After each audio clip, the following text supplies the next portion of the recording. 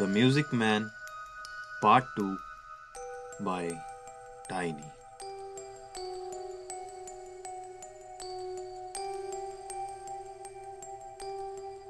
मुझे अब वह म्यूजिक सुनाई नहीं देता और वास्तव में उसे गए काफी समय हो गया है।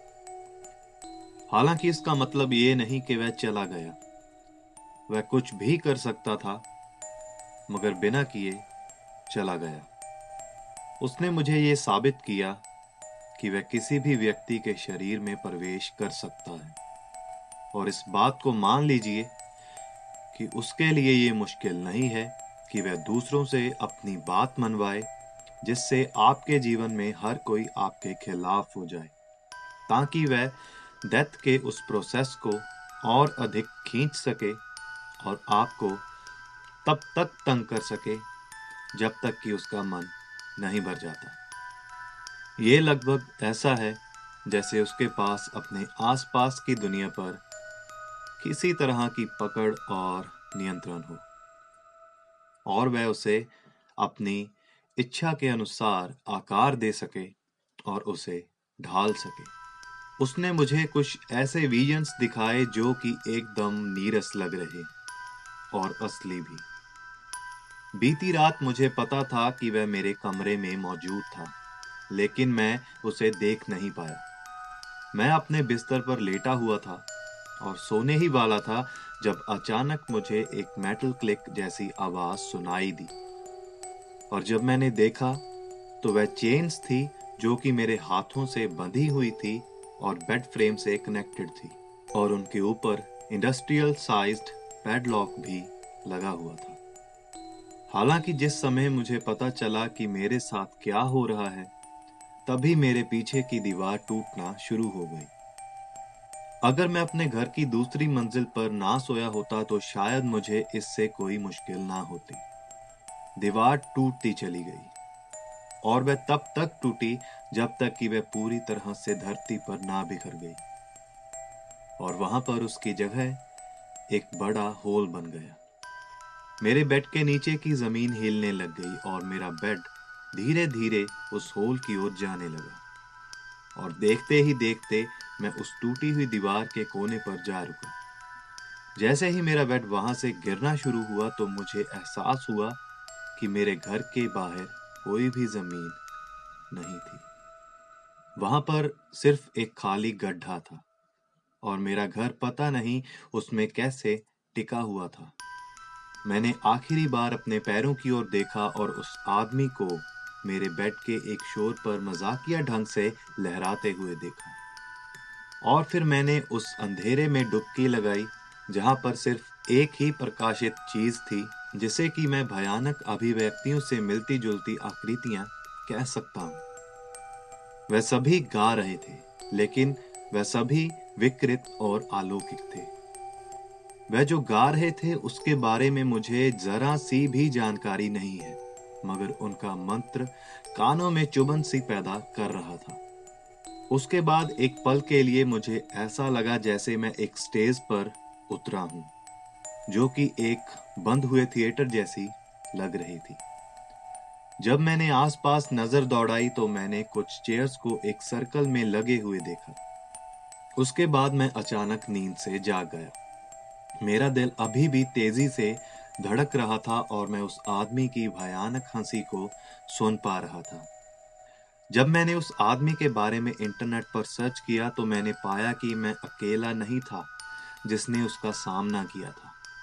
कई ऐसे और भी थे जिनको वह तंग कर चुका था और उन सभी ने उसे द म्यूजिक मैन का नाम दिया था। मैंने उन सभी पीड़ित लोगों से बात की जो उस आदमी को देख चुके थे, जिनमें से एक हाल ही में मेरा बहुत ही अच्छा दोस्त बन गया था। हम उसे जॉनी के नाम से पुकारेंगे और उसने मुझे उसकी आइडेंटिटी को सीक्रेट रखने के लिए बोला है क्योंकि उसे डर है कि अगर ये बात बाहर जाती है तो सभी उसे पागल समझेंगे। उसने मुझे बताया कि ये आदमी हमारे शहर में एक प्लेग की तरह फैल रहा है। उसने कहा कि उसे लगता है कि जो भी उस म्यूजिक मैन को पैसे देता है वह उसी का पीछा करने लग जाता है और इस तरह से वह उन्हें सबसे कमजोर स्थिति में पकड़ लेता है जब वह अपने दिल की दया से कुछ कर रहे होते हैं, कुछ ऐसा जो कोई भी करेगा, बहुत कुछ वैसा ही जैसा मैंने किया था। उसने इंटरनेट पर यह भी पढ़ा था कि 1800 के दशक की शुरुआत में हमारे शहर पर म्यूजिक इंडस्ट्री का बहुत बड़ा प्रभाव कैसे पड़ा। उसने कहा कि ये बात हमें उस म्यूजिकल बूगीमैन के बारे में और बेहतर समझने में हेल्प करेगी। जॉनी ने बताया कि उसकी रिसर्च के बाद उसे सभी स्टोरीज में से एक स्टोरी सबसे अलग लगी। ये विशेष रूप से एक व्यक्ति की कहानी थी जो कि अपनी म्यूजिकल परफॉर्मेंस के लिए जाना जाता था, पर कोई भी उसे पसंद नहीं करता था। वह एक ऐसा व्यक्ति था जिसने कि अपने मन की बात ऐसे समय में कही थी जबकि तनाव का दौर अपनी चरम सीमा पर था, और जब ऐसा करना एक टैबू माना जाता था। वह एक ऐसा व्यक्ति था जिसे अपने बिलीफ्स को केवल गीत के माध्यम से शेयर करने के कारण धमकाया और पीटा जाता था। उसे लोगों द्वारा हर रोज अपमानित किया जाता था, और एक दिन ऐसा आया जब किसी ने कुल्हाड़ी के साथ उसका एक ओल्ड थिएटर के ड्रेसिंग रूम में बड़ी ही बेरहमी से कत्ल कर डाला। उसका कत्ल करने वाला व्यक्ति कभी पकड़ा ना गया, और हमें इस बात में कोई भी संदेह नहीं था कि हमारा म्यूजिक मैन कोई और नहीं बल्कि वही कत्ल किया हुआ व्यक्ति था। मुझे ये कहने के लिए माफ करना, मगर अब मैं ये समझ चुका था कि जो कोई भी ऐसी परिस्थिति से गुजरेगा वह व्यक्ति बदला जरूर लेगा। लेकिन सवाल ये था कि हम क्यों? और जितना भी मैं जानता हूं, मुझे नहीं लगता कि उस कहानी से हमारा कोई संबंध है। और संबंध की बात करें तो जो भी अन्य लोग और मैं एक्सपीरियंस कर रहे हैं, उस सभी में कोई ना कोई तो लिंक है। जॉनी को मिलाकर और जिन सभी से मैं ऑनलाइन बात कर चुका हूं, उन सभी का ये कहना है कि वह सभी उसकी आवाज को सुन पा रहे हैं, दूर से मगर अच्छी तरह से। उन सभी का कहना है कि अब वह म्यूजिक मैन गाना नहीं गा रहा, बल्कि एक अननोन लैंग्वेज में किसी मंत्र का उच्चारण कर रहा है। मैं इसे एक प्रकार के संकेत के रूप में डिस्क्राइब करता हूँ। ऐसा लग रहा है जैसे वह चाहता है कि हमें उस जगह पर होना चाहिए जहां पर हम नहीं हैं। मगर सिर्फ यही बात नहीं है, हम सभी ने इस बात को माना है कि हम सभी कमजोर हो रहे हैं, और कभी कभी तो बेहोश भी हो जाते हैं। परेशानी की बात यह है कि हम सभी का स्लीपिंग शेड्यूल भी सही है, और हम किसी तरह की बीमारी से भी पीड़ित नहीं हैं। और यह तब तक नहीं हुआ था जब तक हमने उस मंत्र को सुनना शुरू नहीं किया था। आखिर वह क्या खेल खेल रहा है हमारे साथ? आज सुबह मैंने और अन्य लोगों ने एक दिलचस्प वीडियो कॉल की। मैंने इसे दिलचस्प कहा क्योंकि जब हम सभी बीती रात के एक्सपीरियंस को शेयर कर रहे थे, तब हम सभी को एकदम से नींद आने लग गई।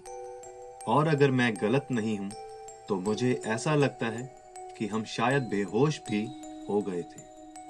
मैं दूसरों की बात तो नहीं कर रहा, मगर बेहोश होने पर मैंने जो देखा वह अजीब था।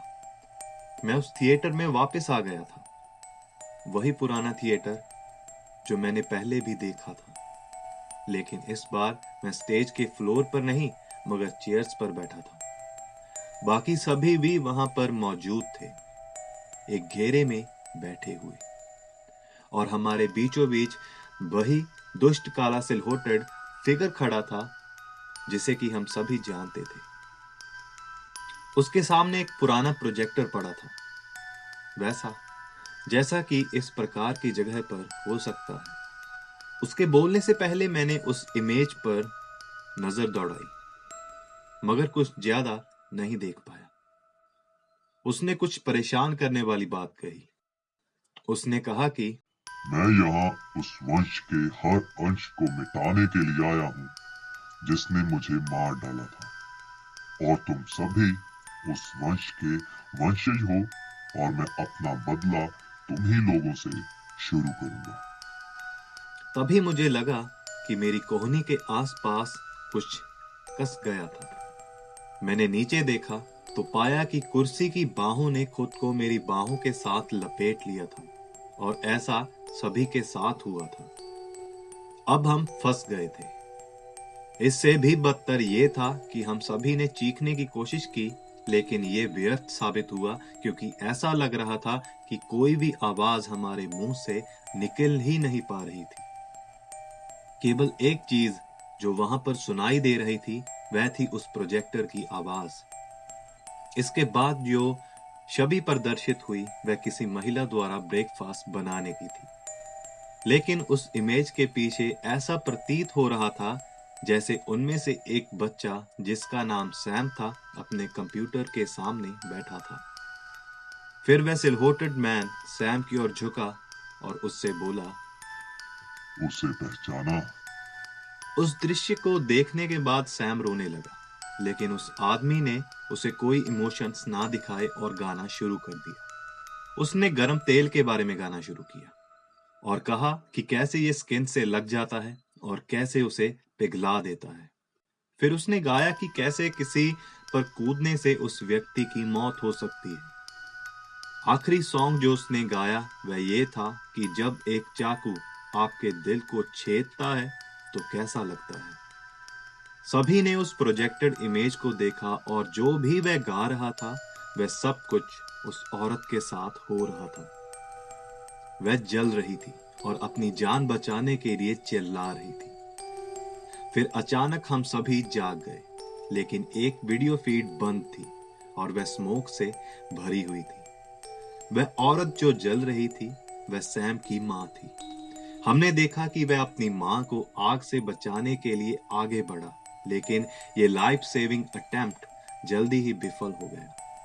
भागते भागते वह तेल पर फिसल गया और सीधे अपनी माँ के ऊपर जा गिरा, जिसके कारण उसकी माँ का सर नीचे फ्लोर से इतनी जोर से टकराया कि वह फट गया और गिरते गिरते उस लड़के का हाथ काउंटर पर पड़े नाइफ होल्डर पर जा लगा और असल में वहां पर मौजूद हर चाकू उनके शरीर को छेद गया और ऐसे उनकी जीवन लीला समाप्त हो गई।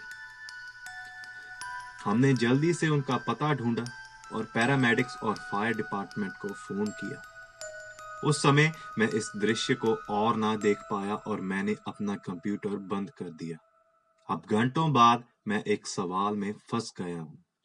ये सब असल में कैसे घटित हुआ अगर ये सब एक विजन था? और इससे पहले कि वह हमें उसी ओल्ड थिएटर में फिर से बुलाए, मेरे पास ये सब पता लगाने का समय नहीं है।